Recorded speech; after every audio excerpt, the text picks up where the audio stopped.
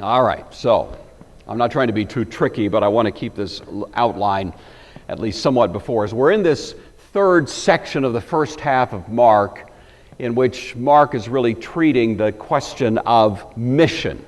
It's a mission that begins in the Jewish world but winds up in the Gentile world. It divides in two parts. The first part I'm calling training for mission. Jesus sends out the disciples on kind of a short-term mission, calling that Christ prepares.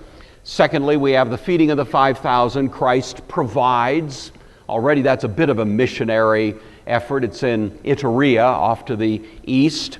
Then he calms the storm. Christ protects. Says to the disciples, in effect, this storm is mine. I'm in control of it. There's nothing here that is threatening to you. And he comes strolling to them on the water in the midst of the storm as if he owned it, as if it were just his little pet on a leash, you know. And then finally, this discussion with the Pharisees, the clean and the unclean, I'm calling that Christ prevails. They come nitpicking about little details of the law, and Jesus just sets it aside. And he even sets aside this major Levitical idea of the clean and the unclean. All of it goes away. And that really sets us up then for this trip to the world of the Gentiles, which I'm calling now departing for mission. Last week we saw the Gentile woman, the Syrophoenician woman. Fundamental principle here seems to be that any of us who come to Christ, whether we're a Jewish Pharisee, whether we're a Syrophoenician woman, whether we are a ruler or a peasant, whatever our social station, whatever our skin color, whatever our ethnicity, whatever our IQ, whatever it is, all those things that we tend to think are so important, they go away when we come before Christ. We're all on a level field. There is no difference, Paul says in the book of Romans, and we all come strictly on the basis of mercy. Nobody comes because we deserve it. We can make some quid pro quo claim, oh, Jesus, you owe me this, or, something like that. Nothing like that. So Jesus really drives that home in a way that offends us a little bit at first. It's not right to take the food of the children and throw it to the dogs. Not right to do that. We're sort of we feel like a slap in the face, but even this woman, you see, embracing mercy, and that's what we all need to do. Those are the terms of engagement when it comes to our dealings with Christ. All right, now we come to this, which I'm calling the principle of clarity. The punchline of this story, he spoke clearly. He hadn't spoken clearly before. Mark wants us to understand that the influence of Christ in the world, and especially at this point among the Gentiles, is to bring clarity. Because from the Jewish point of view, the world of the Gentiles was the world of chaos. It was the raging sea. It was garbled. It was the nonsensical and superstitious and idolatrous practices of conflicted polytheistic paganism. And the Jewish people felt they had the right answers here. And now for Jesus to go to the world of these Gentiles and bring a man to the point of speaking clearly, is Mark saying to his people there in Rome, that's what Jesus has done to these who are your Gentile fellow worshipers in your church, so give them a break. Recognize that God has been working in their hearts just as certainly as he has in yours, and quit trying to impose upon them these sort of indifferent matters that really are not incumbent upon a person in order to be a good Christian. It's not a function of eating and drinking, Paul says, Romans 14, but righteousness, peace, and joy in the Holy Spirit. That's what matters. And at that point, we have a very different gauge by which our understanding of faith and so on is to be taken. So anyway, here we are. Departing from the region of Tyre and Sidon, he came through the midst to the region of Decapolis to the Sea of Galilee. We looked at this map last week. The region of Tyre and Sidon up to the north of Galilee. It's quite a trip to go from that area of Phoenicia up north. Mark doesn't tell us a lot about what happens. We can assume that as Jesus is traveling along, he's doing things, preaching, healing, and so on, but Mark skips over all of that and brings us down to this area known as the Decapolis, and then from there back up to the eastern side of the Sea of Galilee, virtually to the same point where he encountered the Gadarene demoniac. So in chapter 5, if you were here, you recall we had that little encounter between the strong man of the Decapolis and a stronger man who liberated him. That story we looked at that point. So here he is. The region of the Decapolis was an independent area, 10 cities, of course, is what it means literally, loosely confederated. There's no central government that oversees these cities, but they are organized on the style of the Greek city-state. It seems probable that they were originally founded by veterans of Alexander's army. Alexander, of course, died as a young man, about 30 years old, 323 BC. His army largely went to other places. Some of his generals wound up taking over, slicing up like a pie Alexander's great conquests of the Persian world. But some of these guys just sort of drifted out and wound up here and there, and some of them wound up in this region in the backyard of the nation of Israel. And they founded these cities. Pompey showed up in 63 BC and wanted to formalize the status of this region somewhat, and he wanted to make it a bit of a sort of a Greco-Roman showpiece. Probably originally thinking it would show these Jewish people how much superior the Roman outlook is to you silly Jewish folks who are so eccentric, you know. So Pompey may have had something like that in mind. He may have been trying to buttress the strength of the eastern frontier of Rome against the Parthians who were off further to the east. But one way or another, he wanted this to be a kind of special place where people would recognize something of the greatness of Rome. But from the Jewish point of view, it had become one of the most important sources of that kind of garbled paganism that they kept complaining about. And so the Decapolis, from their point of view, was not a place with a great reputation, and it did seem to have that kind of mixed reputation among Jewish folks. And so Jesus shows up now. He's been to the Phoenician area, which is also a place of doubtful reputation, now to the Decapolis. When he shows up, he gets a more favorable reception than last time. Last time, they politely suggested that Jesus should leave town, you know. He had just liberated the Gadarene demoniac from all of his demons, done this amazing display of grace and liberation, and all these folks can say is, you're messing with us, get out of town, you know, you're bad for status quo. And so Jesus leaves. And now he comes back, and we get the feeling he's being received somewhat more appreciatively, because they brought to him one who was deaf and had an impediment in his speech, and they begged him to put his hand on him. So who are they? Well, they're the residents of that area. Rather than asking Jesus to leave town, now they're actually starting to bring to him those who are in need.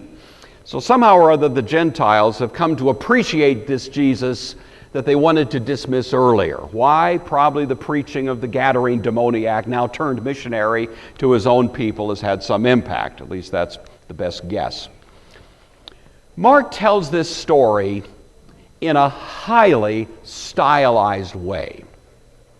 The words he uses are at critical moments, and I hope I can emphasize this as we go along, they are unexpected.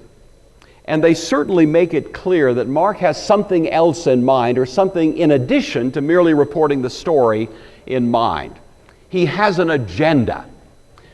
And that's okay, you know, we don't need to be put off by that. Every writer has an agenda. That doesn't mean they're being false or untrue or duplicitous or insincere or dishonest. Winston Churchill famously said once, history would treat him well. You know why? Churchill said, because I plan to write it. You know? And he did. And to this day, the most definitive treatment of the Second World War was written in 6 volumes by Winston Churchill. It's a great set. Proudly displayed on my shelf at home. I'm going to read it someday, you know. But it looks good, you know what I'm saying? Well, nobody's claiming that Churchill was being dishonest in the way he reported. He gave a wonderfully accurate report of the Second World War, but no surprise, he comes off looking pretty good in those pages Winston Churchill is fairly heroic in the way that he reports the events of the Second World War, and we don't blame him for that. He wrote the book, you know. If it were a German historian writing of the same events, we might not expect Churchill to come out looking so pretty. And yet we wouldn't necessarily claim that the German historian was being dishonest. We know that there is a bias, and the bias does not disprove the integrity of the reported story, but it certainly gives us a reason to ask, why is this story being told this way? And especially here, it does seem that Mark has this interest in communicating something to his own people through the vehicle of this remarkable story of Jesus encountering a man who couldn't hear and couldn't speak in the world of the Decapolis on this venture among the Gentiles. So we're told he had an impediment in his speech, garbled speaking, resulting from defective hearing.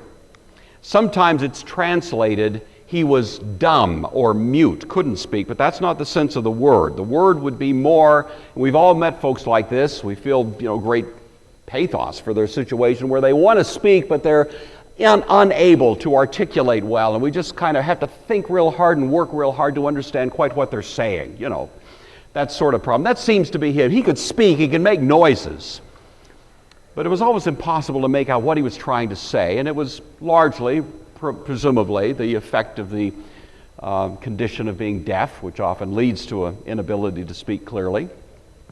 But what's interesting is here's this first word that's unexpected. The word for dumb that's used here is the word mogelalos. And it means literally something like being thick-tongued, a tongue that's kind of tied up. We use that expression sometimes, tongue-tied. Well, that would almost literally be the idea. A word that suggests a tongue that is just tied up in knots, cannot function correctly. What's interesting is this is the only time in the entire New Testament this word is used. Never used by anyone else, even when the same condition is being described. A different word would normally be used. Mark chooses this word, and it's almost certain that he's choosing it because in the Septuagint version of the Old Testament, that word is also used only once, you see. The Septuagint version, commonly used, widely known, and the text where this word, mogelalos, is used in the Old Testament is one of the most strategic texts in all the Old Testament. It's sort of the culminating moment of Isaiah's prophecy. He has spent chapters building a case for the coming of Messiah and for the great benefits that would flow from Messiah, not only to the people of God in Israel, but to the Gentiles. And Isaiah, maybe as much or more than any prophet in the Old Testament, really hammers the drum for the idea that the good news of Messiah would reach out and touch and affect the Gentile world. And this takes place in chapter 35. If you're familiar with the prophecy of Isaiah, you know that it splits very neatly right down the middle at chapter 40. So much so that some commentators speak of first Isaiah and second Isaiah. You've heard that nomenclature. I don't like to do that, but nevertheless you hear that. That's how clean is the distinction between the two. It's almost like a two-volume set. The last few chapters of the first part, first Isaiah, if you will, are the discussion of Hezekiah confronting Sennacherib and that great conflict that resulted in Hezekiah being vindicated at the point of his faith and Sennacherib going home chagrined by the whole experience. So that's a historical piece that more or less brings that first part of Isaiah to conclusion. Right before that is chapter 35. Chapter 35 is really the culmination of Isaiah's prophecy. And it's here in chapter 35 that this word, mogelalos, is used, and it's used in connection with the message of Messiah, the work of Messiah going to the Gentiles. The chapter starts off, the wilderness and the wasteland shall be glad for them, and the desert shall rejoice and blossom as a rose. It shall blossom abundantly and rejoice, even with joy and singing. The glory of Lebanon, the Gentile region, shall be given to it, the excellency of Carmel and Sharon. They shall see the glory of the Lord, the excellency of our God. Great chapter, celebrating now in a final kind of explosion of praise from the prophet, the great effects of the work of Messiah. Then just 2 or 3 verses later, we have these words, which some of us are going to hear and some of us are going to sing this afternoon during the Messiah. So you may recognize them. Then the eyes of the blind shall be opened. The ears of the deaf shall be unstopped. Right?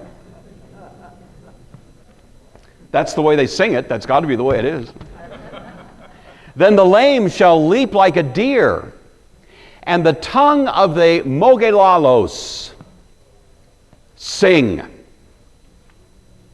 The waters shall burst forth in the wilderness and streams in the desert.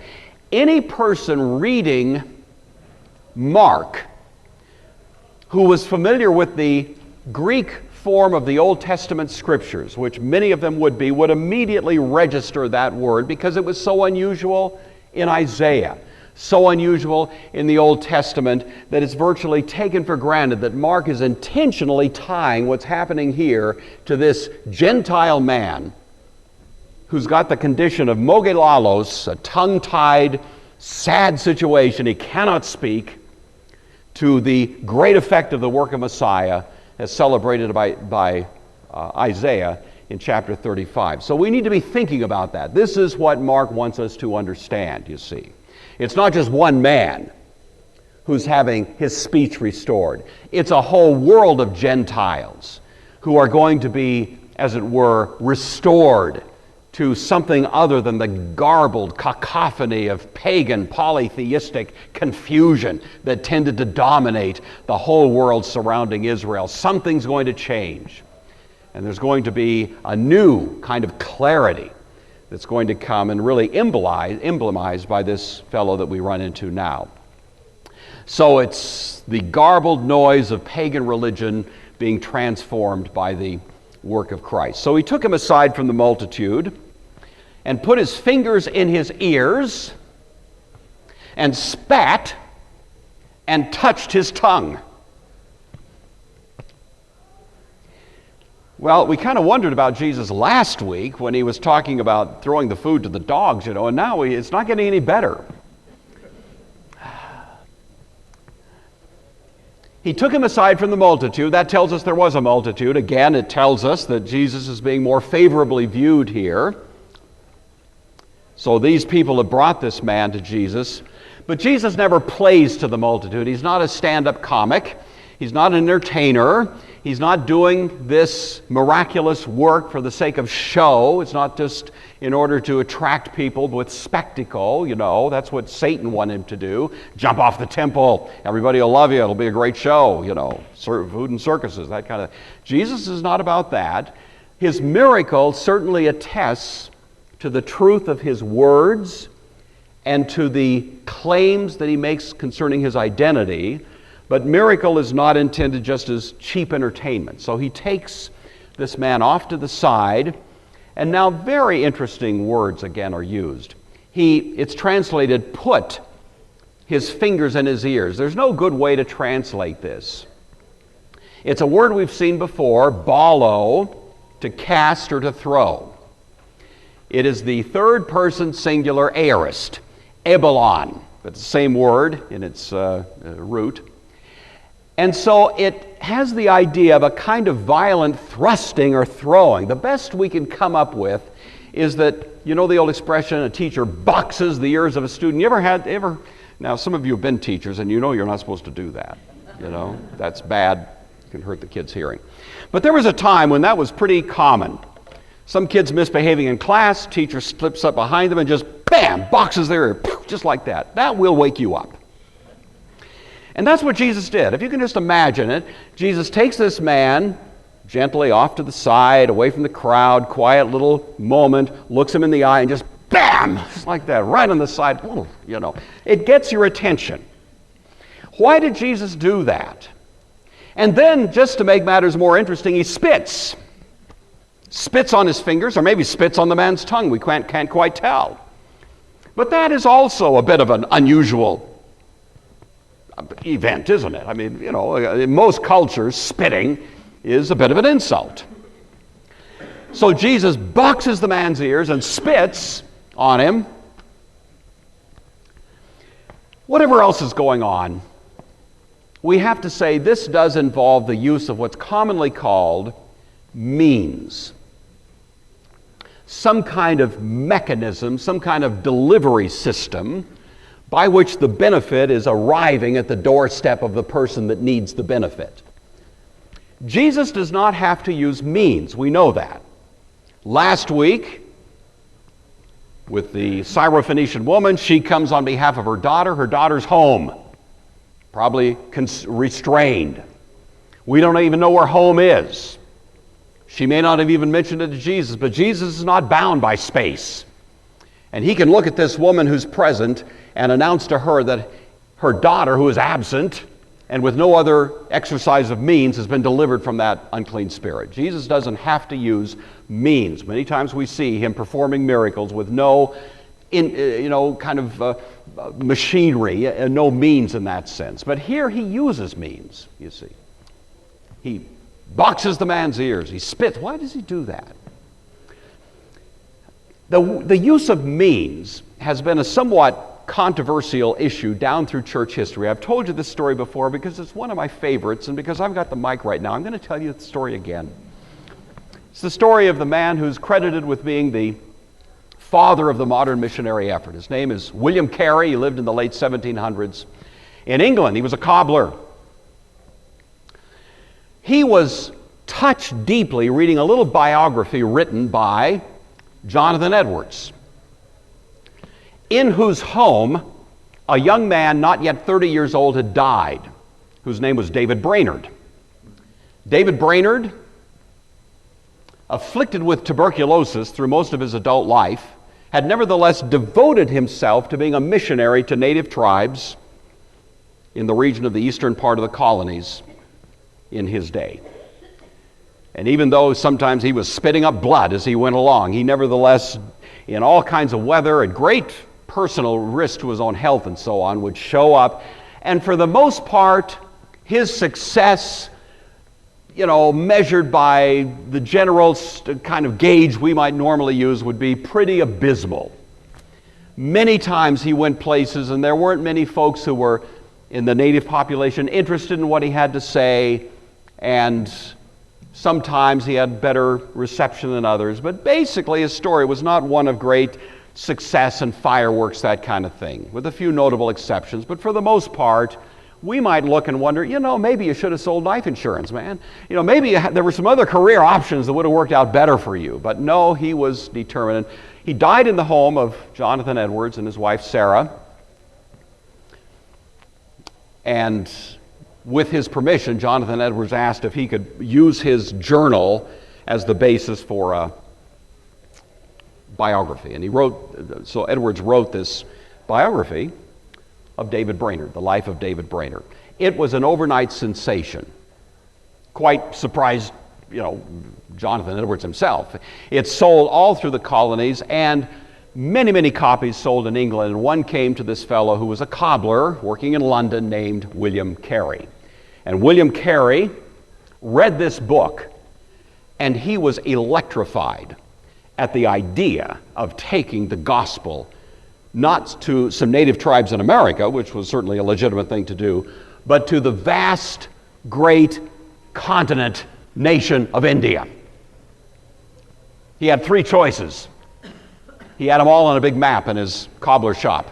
Africa, China, India. I don't know how he picked India, but any one of those would have done. He gets up in his little Reformed Baptist church in London and says, hey, I'd like to raise some money to go to India as a missionary, proclaiming the gospel to these people who desperately need to hear the good news of Christ. A very sincere but somewhat misguided Calvinistic elder statesman in the church said, sit down, young man. God can convert those heathen anytime he wants, and he doesn't need any help from you or me. Now, Calvin would never have endorsed that statement. I want to say that. But this is kind of Calvinism run amok, in this particular church. William Carey, of course, was too respectful to utter a retort. Instead, he just went and wrote a book. The book has a very catchy title: An Inquiry into the Obligation of Christians to Use Means for the Conversion of the Heathens. Some have said that is one of the maybe one of the top 10 most influential books in the history of the Christian movement. It is largely credited with being the catalyst for the beginning of what's called the modern missionary effort. And that's why William Carey is called the father of that effort. His whole point was, certainly God can do things at a distance, not using means. Just as Jesus could heal a child at a distance, raise the dead, cast out a demon. He didn't have to go and hold a hand or do other things that were sort of this physical, tactile kind of involvement. Jesus can do these things but he uses means customarily. Boxing a man's ears, spitting on his tongue. He does these things because, from our point of view, being fleshly human beings, sometimes it helps us a lot to have that kind of concrete expression of God's work among us. He gives us concrete sacraments, you see, bread and wine. He gives us these things which are part of the tactile world, because that awakens within us faith. Now, it still takes God's grace to do it, but many times He'll use something like that to accomplish it. And so here is the use of means that appears by Jesus in this Gentile world to accomplish something that He could have done at a distance, but nevertheless, for the good of the man involved and for the good of us reviewing it later, He uses those kinds of mechanisms. Then, looking up to heaven, He sighed and said to him, Ephatha, that is, be opened. Jesus looks up to heaven. He doesn't always do this, again, when He's in a healing situation. We don't have that report, but here He does it. Commentators think maybe this is just to make it clear to the onlookers that this is not some kind of hocus pocus, some kind of magic. This is something in contrast to Gentile paganism. He wants to acknowledge the benefits that are going to flow to this man's advantage are coming from heaven, they're coming from God. And then He sighed. This is the word estenagza. Estenagza. It's ordinarily translated in the New Testament, groan. This is quite a touching moment. If you can picture this now, you've got Jesus who's got one hand on this guy. He's just boxed his ears and spit on his tongue. And he's, if you can imagine it, reaching his other hand up to heaven. So here's Jesus right between heaven and its resources and this man and his needs.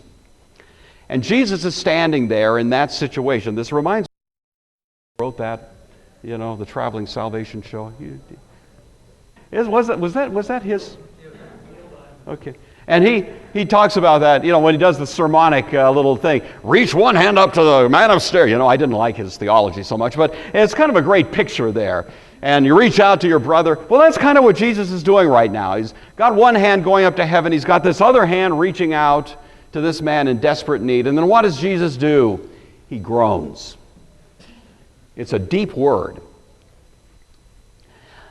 Now, I don't want to push the point too far.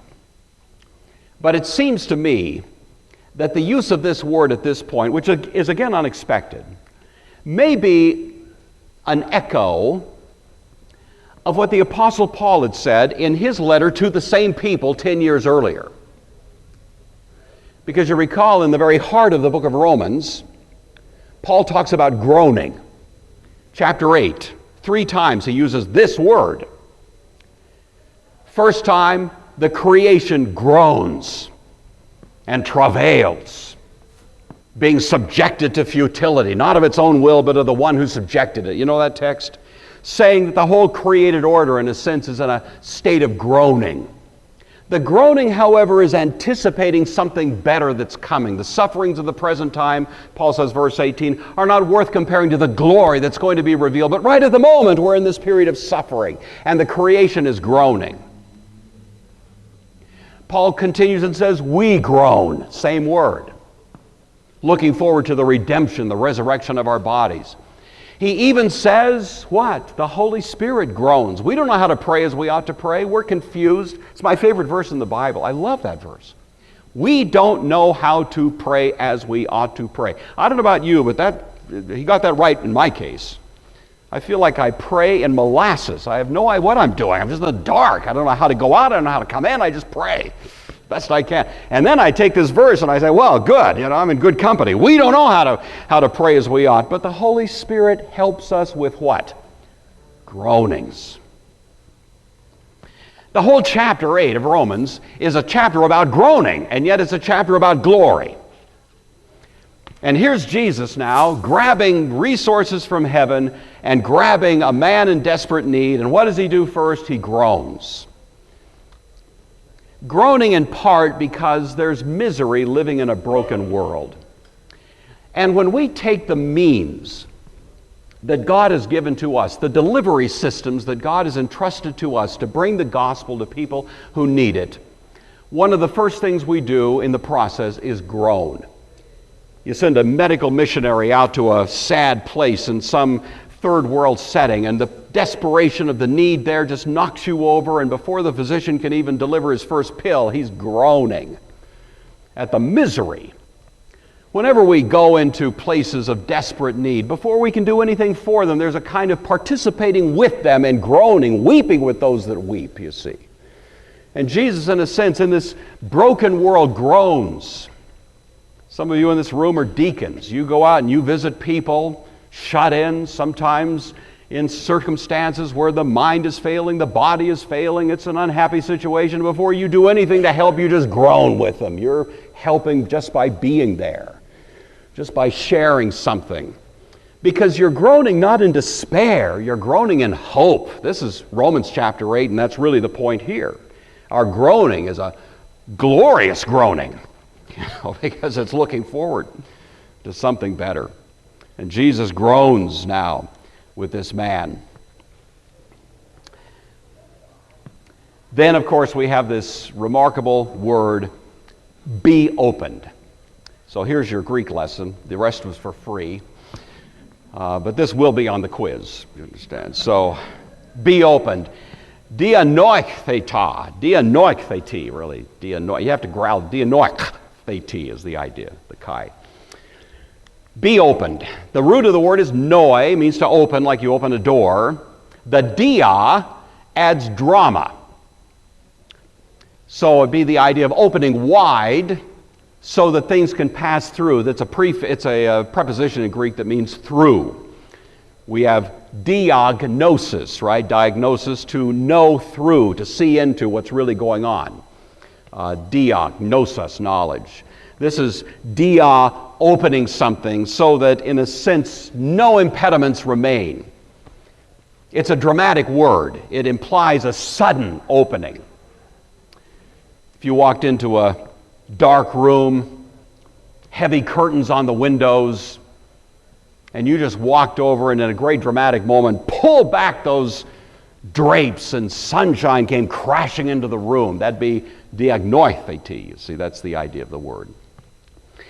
In the New Testament, it's used several times, usually in a metaphorical sense, usually to mean some sense of opening a person's understanding of the truth of Christ. On the road to Emmaus, Luke tells us that Jesus opened the Scriptures to those two disciples who were walking along. There's a dramatic kind of flavor to that. Later in the same chapter, he says, Jesus opened the minds of his disciples when he appeared to them. When Paul was in Philippi and he met Lydia, the seller of purple, we read that God opened her heart. And always there's that idea of pulling back the curtains. The sun shines in, kind of an instantaneous and dramatic change in which all of a sudden eyes that were blind now see, ears that were deaf now hear. Jesus opening things up. And of course, what Mark wants us to get is that he's opening the way to the Gentiles. Opening the way. They're not coming into the church like second-class citizens, Mark is saying, as did Paul. They're coming in because they're coming on the basis of faith. Whoever has faith in Christ, he is the true seed of Abraham. He's the true Israelite. He's the true recipient of the promises to Abraham and his seed, Paul says to the Galatians. And so we can't have this disparaging attitude, you see, second-class folks in the community. Mark seems to have something like that going on, as he puts it just this way. One commentator said, "The battle cry of King Jesus, be opened." The whole book of Mark really celebrates an opening, not this word, but the same idea. Chapter 1, the baptism of Jesus, we hear that the skies were ripped open. Remember that? Down comes the dove, down comes the voice, "This is my son."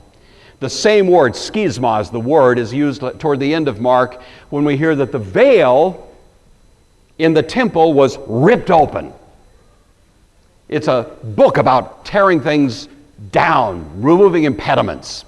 And now right in the middle of the book we have this remarkable story, somewhat in the same theme. Immediately his ears were opened, and the impediment of his tongue was loosed, and he spoke plainly. So Christ opens our ears. It is something only he can do. It is his sovereign specialty. And thus he can say, if you have ears to hear. You see. So we need to, you can ask yourself that question. Do you have ears to hear? If you do, thank God, it was a gift. It was something that could only come from him, and yet very likely did come through means, through a sermon preached, through a word from a friend. Some kind of mechanism was present to deliver what nevertheless was a sovereign act of God. So regeneration seems to be what's suggested by Mark at this point. A sovereign act of God, but ordinarily coming through some kind of means. Mark says the impediment of his tongue, the word is desmos, it's the word chains. It's the word Paul always uses when he describes being in chains. Only in this case, a tongue was chained. And the impediment, the chain on his tongue, was broken. He was loosed. It's a word that means to be loosed, as in being loosed from prison. There's a kind of moment of liberation here. And then quite surprisingly, Mark says he spoke plainly. But that's not quite it. He spoke, the word is orthos, from which we get the word orthodox and other words with that root. And really the force of the word is not simply to be plain, as in clear or comprehensible or understandable, but plain or correct as in corresponding to truth, you see. It's not the word orthodox, don't get me wrong, that's not the point of the word derives from this, but it does have the notion of being correct or corresponding to what is true or correct. That's really what Mark wants us to understand. This man who had been a pagan, who had been living in a world of darkness, who had been speaking garbled speech and sort of stands for the whole Gentile world speaking garbled speech, is now in a moment given ears to hear, and as an immediate consequence given a tongue that can speak orthos, can speak truth. God gives us that capacity to speak truth. Now that's no, excuse for not getting an education as well, but you know what I'm saying here. There's a kind of miraculous sense of this ability that comes by virtue of regeneration to hear truth and to speak it. And it seems something like that is suggested by Mark. So the right hearing produces right speaking. Confused and garbled, pagan superstition transforms into God's truth. That has been the story of the Christian movement down through history. Christ is the Prince of Peace. When the message of Christ is brought to a culture that is given to warfare, bloodshed, gratuitous violence, when the name of Christ is lifted up and the gospel is faithfully preached, invariably there is a movement toward peace, toward quiet, toward orthos. And this kind of raging violence, this beast within us, gives way to a greater power, that of God's grace. Then he commanded that they should tell no one, but the more he commanded them, the more widely they proclaimed it. There's probably irony in this. Augustine thinks so. Our Lord desired, by putting this restraint upon them, to teach how much more fervently they ought to preach him, whom he commissioned to preach, when they who were forbidden could not be silent. Now that's Augustine, but you catch the point. Jesus commands these people, now keep this quiet. What do? They go out and preach it against his expressed, command. Now Augustine is saying this, look, if the people, he said, keep quiet, went out and preached, how much more should we be preaching who he commanded to preach? You see, a fortiori, if they were preaching, how much more we should be those who are just irrepressible in declaring it. So maybe there's something of that in that verse. I'll leave it at that. They were astonished beyond measure, saying, he's done all things well. He makes both the deaf to hear and the mute to speak.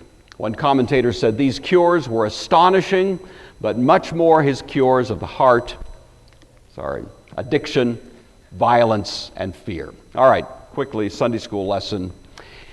If you have ears to hear, then listen. Jesus says, my sheep hear my voice.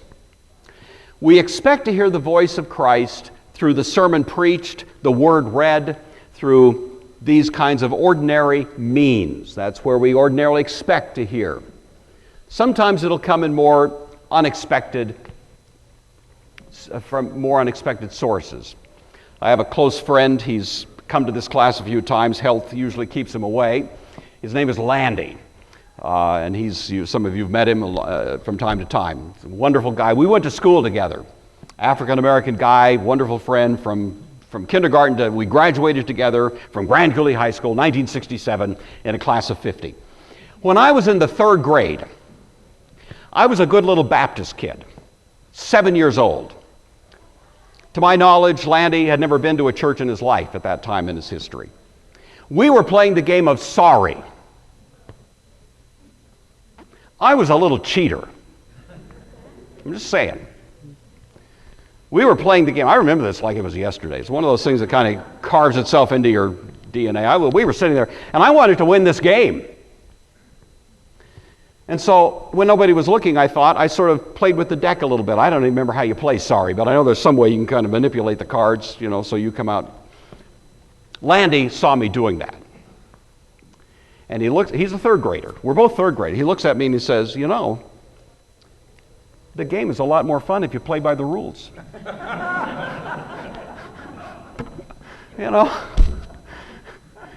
It might have been yesterday because that's how deeply that hit me.